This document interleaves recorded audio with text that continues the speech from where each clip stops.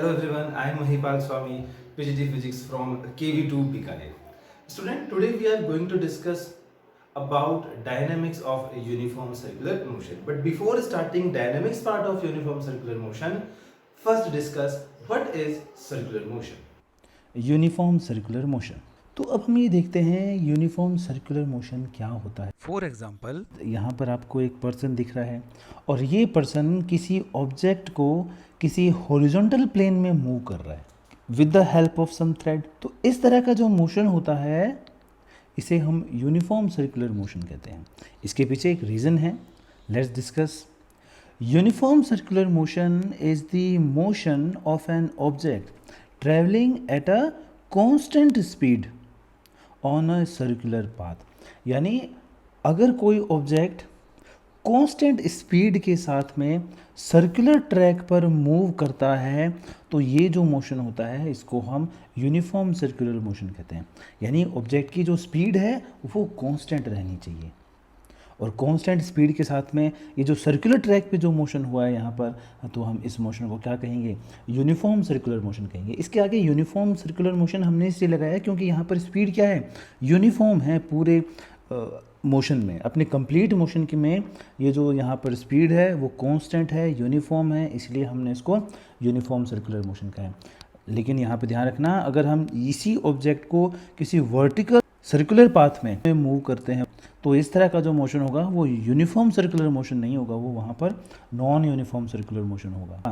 क्योंकि जब हम किसी ऑब्जेक्ट को वर्टिकल पाथ में, वर्टिकल सर्कल में मूव करवाते हैं तो हमें पता है जब ऑब्जेक्ट इस पॉइंट पे आता है तो उसकी स्पीड सबसे ज़्यादा होती है और जब वो अपने टॉप पॉइंट पे जाता है तो उसकी स्पीड सबसे कम होती है। यानी यहाँ पर स्पीड क्या हो रही है?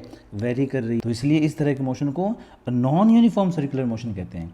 यानी अगर सर्कुलर पाथ में मोशन हो रहा है और अगर स्पीड कांस्टेंट है थ्रू आउट द मोशन तब तो ये हुआ यूनिफॉर्म सर्कुलर मोशन, और अगर स्पीड लगातार चेंज हो रही है तो इस तरह के मोशन को हम क्या कहेंगे? Non uniform circular motion. लेकिन आज का जो हमारा कंसर्न है वो है यूनिफॉर्म सर्कुलर मोशन, तो हम यूनिफॉर्म सर्कुलर मोशन को डिटेल में पढ़ते हैं। तो यहाँ पर कुछ पॉइंट ऐसे हैं जो यूनिफॉर्म सर्कुलर मोशन के रिगार्डिंग है और हमें ध्यान रखने हैं। नंबर 1, जैसे यहाँ पर हमने एक यूनिफॉर्म सर्कुलर मोशन का एक सिंपल सा एग्जांपल कंसिडर किया है। कोई ऑब्जेक्ट है और इस ऑब्जेक्ट को आर थ्रेड की हेल्प से किसी सर्कुलर पाथ में मूव करवा रहे हैं, ये इसका सेंटर है। तो यहाँ पर अगर आपको, जैसे ये पॉइंट है पॉइंट ए पर आपको वेलोसिटी फाइंड करनी है, तो वेलोसिटी हमेशा कहाँ होगी? उस पॉइंट पे आपको टेंजेंट ड्रॉ करनी है। जैसे यहाँ पे इस पॉइंट पे मैंने टेंजेंट ड्रॉ की और इसको मैंने v1 नाम दिया है, वो बाद में बात करेंगे v1 क्यों दिया है। तो यहाँ पर वेलोसिटी हुई। जैसे ही ये ऑब्जेक्ट ए पॉइंट से पॉइंट बी पर पहुँचा तो अब इसकी जो वेलोसिटी है वो हम कैसे फाइंड करेंगे? अगेन यहाँ पर हमें क्या ड्रॉ करना है? एक टेंजेंट ड्रॉ करना है। और ये जो टेंजेंट हमने यहाँ ड्रॉ किया है, this tangent show the direction of velocity at point b. इसी तरह से पॉइंट सी पर हमने एक टेंजेंट ड्रॉ किया, इसी तरह से पॉइंट डी पर हमने एक टेंजेंट ड्रॉ किया। तो ये सारी टेंजेंट हैं वो अलग अलग पॉइंट पर हमें वेलोसिटी की डायरेक्शन को रिप्रेजेंट कर रही है। तो यहाँ पर हम देख रहे हैं कि when a body moves in a circle, its direction of motion at any instant is along the tangent to the circle at that instant. यानी यहाँ पर जो बॉडी सर्कुलर में मूव कर रही है तो उसकी डायरेक्शन एक तो हर पॉइंट पे चेंज हो रही है। जैसे यहाँ पे आपने देखा ए पॉइंट पर उस बॉडी का डायरेक्शन इस तरफ है, इसी तरह से बीच में भी बहुत सारे पॉइंट है, लेकिन हमने जैसे केवल इसको समझाने के लिए सीधा पॉइंट बी कंसिडर किया। तो पॉइंट बी पर जो मोशन है, डायरेक्शन है वो इधर है, पॉइंट सी पे डायरेक्शन इधर है, पॉइंट डी पर डायरेक्शन इधर है। यानी उसकी डायरेक्शन क्या हो रही है? हर पॉइंट पे लगातार चेंज हो रही है। और हम कैसे उसके डायरेक्शन को फाइंड करेंगे? वहाँ पर टेंजेंट ड्रॉ करेंगे। इसलिए हमने यहाँ लिखा है that is direction of motion at any instant, किसी भी टाइम पे जो डायरेक्शन है along the tangent to the circle, circle पे जो आप टेंजेंट ड्रॉ करते हो उसके अलोंग होगी एट दैट इंस्टेंट, उस टाइम पे। जैसे जब ऑब्जेक्ट पॉइंट ए पे था तो हमें यहाँ टेंजेंट ड्रॉ करनी है और यहाँ पर जो टेंजेंट होगी वो उस टाइम उसकी वेलोसिटी को शो करेगी। जैसे ही ऑब्जेक्ट ए से वो बी पे आता है तो जब आप यहाँ पर टेंजेंट ड्रॉ करोगे तो वो इस पॉइंट पर वेलोसिटी को शो करेगा। तो इसलिए हमने लिखा है यहाँ पर tangent to the circle at that instant, उस टाइम आपको टेंजेंट ड्रॉ करनी है and that tangent shows the direction of the velocity, और we can say the direction of the motion. So from this figure we find that the direction of motion of the body moving in circle goes changing continuously, और इस तरह से हमें ये पता चलता है कि यहाँ पर डायरेक्शन लगातार चेंज हो रही है। और आपको दिख रहा है हर पॉइंट पे चेंज हुआ है, हालांकि ये पॉइंट हमने कंसिडर नहीं किए हैं, इवन हर पॉइंट पर मोशन चेंज हुआ है, डायरेक्शन चेंज हुई है, इसीलिए तो इस बॉडी ने सर्कुलर पाथ ड्रॉ किया है। So, uniform circular motion emphasizes that number one, the speed or the magnitude of the velocity vector is constant. Magnitude of velocity, velocity का magnitude से यहाँ पर मीनिंग है हमें direction इन्वॉल्व नहीं करना, हमें केवल velocity का वैल्यू चाहिए, magnitude चाहिए. It means we can say that अगर हम केवल स्पीड की बात करें तो speed through out the circular motion यहाँ पर कांस्टेंट है। क्योंकि कांस्टेंट है इसलिए हम कह सकते हैं that speed is constant in uniform circular motion. देखो आपने देखा होगा यहाँ पर कि यहाँ पर मैंने जितनी भी वैल्यू ली है, जैसे v1 वेक्टर लिखा है तो ये जो मैग्नीट्यूड है, मैग्नीट्यूड मैंने यहाँ पर v लिया है। इसी तरह से जब मैंने v2 वेक्टर लिखा है तो v2 वेक्टर के पास में भी मैग्नीट्यूड मैंने क्या लिखा है, v लिखा है। यहाँ पर भी v3 पर भी जब हम मैग्नीट्यूड की बात करें तो यहाँ पर भी मैग्नीट्यूड क्या लिया है, v। इसी तरह से v4 पर भी मैग्नीट्यूड क्या लिया है, v लिया है। इसका मतलब ये हुआ कि यहाँ पर वेलोसिटी का मैग्नीट्यूड चेंज ही नहीं हो रहा मोशन में। चेंज क्या हो रहा है, चेंज यहाँ पर ये वाले यूनिट वेक्टर चेंज कर रहे हैं हम। जैसे यहाँ पर जे कैप है क्योंकि वो वाई एक्सिस के अलॉन्ग है, यहाँ पर ये माइनस एक्स एक्सिस के अलॉन्ग था तो यहाँ पर हमने माइनस आई कैप लिख दिया। इधर ये माइनस वाई एक्सिस पे है तो हमने यहाँ पर माइनस जे कैप लिख दिया। और यहाँ पर ये एक्स एक्सिस के अलॉन्ग है डायरेक्शन तो इधर हमने क्या लिख दिया, आई कैप लिख दिया। तो इस तरह से इस एग्जाम्पल से हमें ये पता चलता है कि वेलोसिटी का magnitude through out the motion constant है, लेकिन डायरेक्शन लगातार हर पॉइंट पे चेंज हो रही है। तो इसलिए हमने यहाँ पर लिखा है that speed is constant but direction of the vector is not constant as we have discuss. उसका मतलब ये हुआ जो यूनिफॉर्म सर्कुलर मोशन है उसमें स्पीड तो कांस्टेंट रहेगी लेकिन वेलोसिटी कांस्टेंट नहीं रहेगी। वेलोसिटी कांस्टेंट क्यों नहीं रहेगी, because direction is changing continuously, even at every point direction is changes. So change in direction means acceleration. Direction change हो रहा है, लगातार वेलोसिटी चेंज हो रही है, इसका मतलब ये हुआ यहाँ पर कोई ना कोई एक्सेलरेशन भी प्रोड्यूस होगा और this acceleration point towards the centre of the circle. अभी हम देखेंगे तो इसका मतलब यहाँ पर एक ऐसा एक्सेलरेशन प्रोड्यूस हो रहा है जिसकी डायरेक्शन कहाँ है, towards the centre. Now we can see that on account of continuous change in the direction of motion of the body, there is a change in velocity of the body and hence it undergoes an acceleration called centripetal acceleration or we can say that radial acceleration। क्योंकि मैंने अभी आपको बताया velocity हर point पे change हो रही है, velocity का मैग्नीट्यूड चेंज नहीं हो रहा है। यहाँ वेलोसिटी क्यों चेंज हो रही है, क्योंकि उसका डायरेक्शन लगातार चेंज हो रहा है और because direction is changing their is a certain acceleration and that acceleration is called centripetal acceleration because the direction of this acceleration is towards the centre. इसलिए हम इसको सेंट्रीपिटल एक्सेलरेशन या फिर आप इसको रेडियल एक्सेलरेशन भी कह सकते हो। और इसका जो डेरिवेशन है वो हमने प्रीवियस चैप्टर में ही कर लिया है। And this acceleration a is equals to v square upon r equals to, अगर हम इस लीनियर वेलोसिटी को एंगुलर वेलोसिटी में कन्वर्ट करें तो हमारे पास फॉर्मूला आएगा omega square r because v is equals to r omega. तो here v is the linear velocity and omega is the angular velocity of the body और r क्या है यहाँ पर, r उस सर्कुलर पाथ का रेडियस है जिस पे वो मूव कर रहा है। अब देखो अगेन हम यहाँ पर एक एग्जांपल कंसिडर करते हैं जिसमें हमने एक पर्सन कंसिडर किया है और ये किसी ऑब्जेक्ट को हॉरिजॉन्टल प्लेन में रिवॉल्व कर रहा है। तो अगर हम इसी मोशन का टॉप व्यू देखें तो टॉप व्यू कुछ इस तरह से है।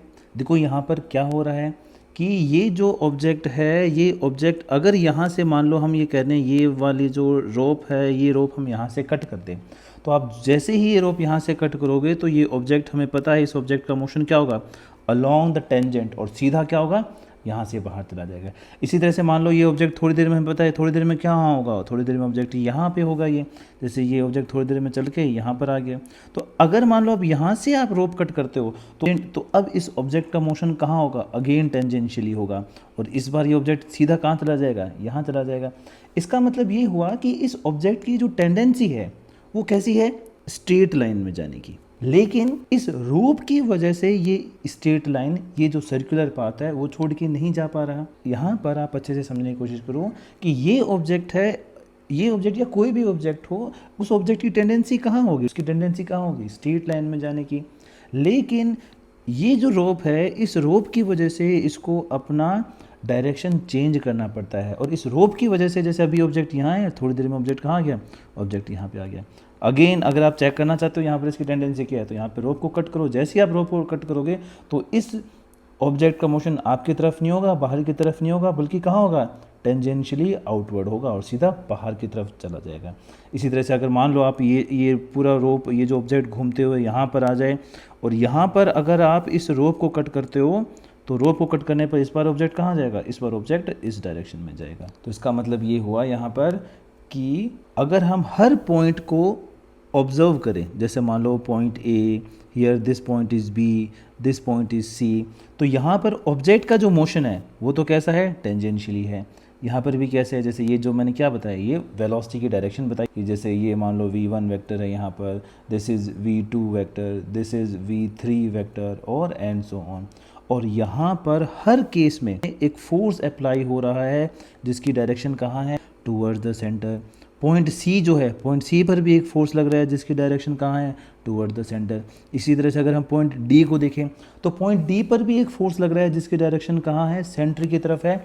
और ये जो फोर्स अप्लाई हो रहा है, इस फोर्स की वजह से ही ये ऑब्जेक्ट इस सर्कुलर पाथ में रह पा रहा है। अगर यहाँ पर हम इस रोप को कट कर दें तो रोप को कट करने पर ये सर्कुलर पाथ मेंटेन ही नहीं कर सकता।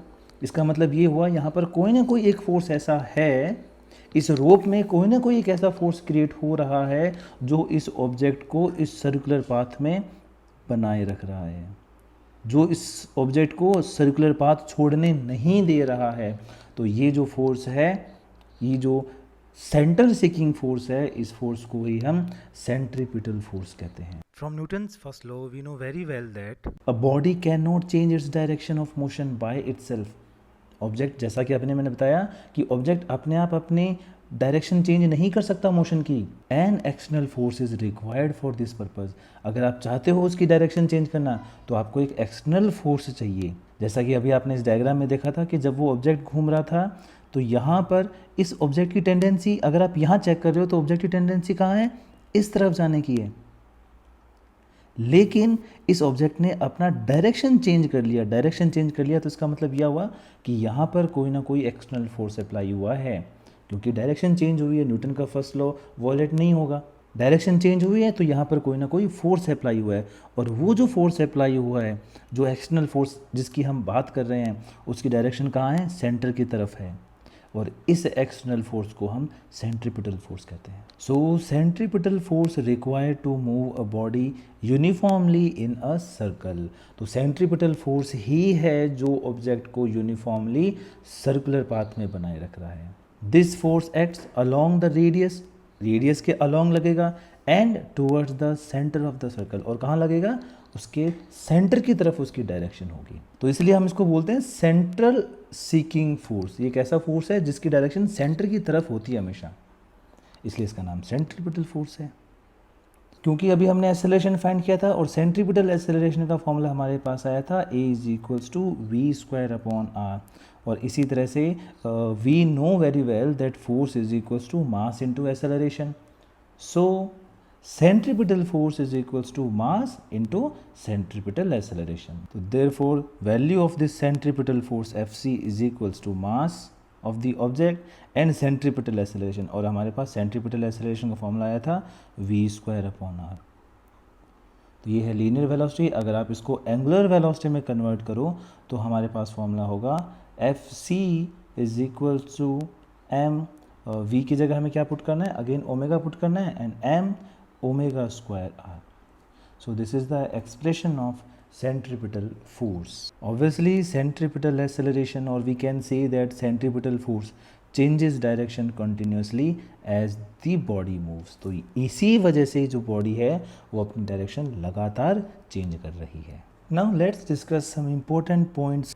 Every object executing uniform circular motion has some following properties.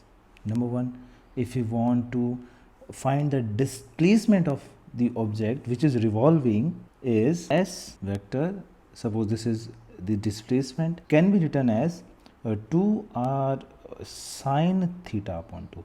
तो ये सिंपल सा फॉर्मूला है जो हमें लर्न करना है कि सर्कुलर मोशन के केस में किस तरह से हम डिस्प्लेसमेंट फाइंड करें. If you know value of theta and r, you can find easily displacement of that object. तो यहाँ पर सबसे पहले मैं एक बार आपको ये बता देता हूँ कि ये फॉर्मूला किस तरह से आया, और बाकी केसेस में हम बार बार डेरिवेशन नहीं करेंगे. जैसे यहाँ पर डिस्प्लेसमेंट फाइंड करने के लिए सबसे पहले हम एक ऑब्जेक्ट कंसिडर करते हैं जो ये यूनिफॉर्म सर्कुलर मोशन एग्जीक्यूट कर रहा है. जैसे यहाँ पर हमने एक ऑब्जेक्ट का एक पॉइंट लिया है eight any instant A, and the position vector at this point, position vector at this point is r1 vector o. और थोड़ी देर बाद में ये ऑब्जेक्ट है, मान लो यहाँ पहुँच जाता है एट पॉइंट b, और b का जो पोजीशन वेक्टर है suppose this is r2 vector. अब यहाँ पर अगर हम जैसे a से b ऑब्जेक्ट गया है, तो ये जो a to b वाली जो डिस्टेंस है, this is the s vector. Then from vector triangle law we can write r1 vector plus s vector is equals to r2 vector, और s vector is equals to r2 vector minus r1 vector. अब यहाँ पर इस formula से अगर हम simple magnitude find करना चाहें कि ये जो s वेक्टर यानी जो डिस्प्लेसमेंट है इसका जो मैग्नीट्यूड होगा, that is r2 square plus r1 square minus of 2r1 r2 cos theta. From figure we can write magnitude of r1 vector and r2 vector is exactly same. Magnitude तो same है क्योंकि ये क्या है, ये जो circle हमने consider किया है उस सर्कल की रेडियस है, तो मैग्नीट्यूड सेम है, तो हम इसको इन जनरल r एज्यूम कर लेते हैं. तो जब इस फॉर्मूला में वैल्यू पुट करते हैं, r2 स्क्वायर की जगह भी हमें r पुट करना है, r square plus r1 square की जगह भी हमें r स्क्वायर पुट करना है, minus 2 this r and r square cos theta, ये पूरा अंडर रूट में है ये value, and after solving we get 2 sine square theta upon 2. तो जब हम इसको सॉल्व करेंगे तो यहाँ वैल्यू आएगी 4r square sine square theta upon 2 with under root. जब आप अंडर रूट सॉल्व करोगे तो फाइनली जो हमारे पास डिस्प्लेसमेंट वेक्टर की वैल्यू होगी that is 2r sine theta upon 2. तो ये था हमारे पास displacement of the object. Now if you are to find change in speed, तो because speed is constant so change in speed is 0. ये हमें ध्यान रखना है यूनिफॉर्म सर्कुलर मोशन में. Again change in velocity, because यहाँ पर वेलोसिटी में चेंज हो रहा है और वेलोसिटी यहाँ एक वेक्टर क्वांटिटी है, तो इसको भी जब हम सॉल्व करेंगे जैसा कि अभी हमने डिस्प्लेसमेंट में सॉल्व किया था, तो ये भी कुछ उसी तरह से वैल्यू आएगी. And change in velocity delta v vector is equals to same 2r theta by 2. उसी तरह से यहाँ पर वैल्यू आएगी 2v sin theta by 2. In same manner, change in momentum, we can find change in momentum because momentum is mass into velocity. और अगर velocity में इस तरह का रिलेशन आ रहा है तो मोमेंटम फाइंड करने के लिए हम क्या करेंगे, इसको केवल मास से मल्टीप्लाई कर देंगे, और मास से मल्टीप्लाई करने पर हम देखते हैं that change in momentum can be represented by 2mv sin theta by 2. Now if we are to find kinetic energy of any object execute uniform circular motion, then we use this formula kinetic energy equals to half mv square. तो यहाँ पर kinetic energy एक scalar quantity है, और अगर हम बात करें काइनेटिक एनर्जी में जो स्पीड है, अगर हम बात करें यूनिफॉर्म सर्कुलर मोशन में स्पीड तो चेंज हो ही नहीं रहा, केवल डायरेक्शन चेंज हो रही है, और काइनेटिक एनर्जी को डायरेक्शन से कोई लेना देना नहीं है. तो इसका मतलब आप ये कह सकते हो कि यूनिफॉर्म सर्कुलर मोशन में काइनेटिक एनर्जी कांस्टेंट है. सो change in kinetic energy is 0.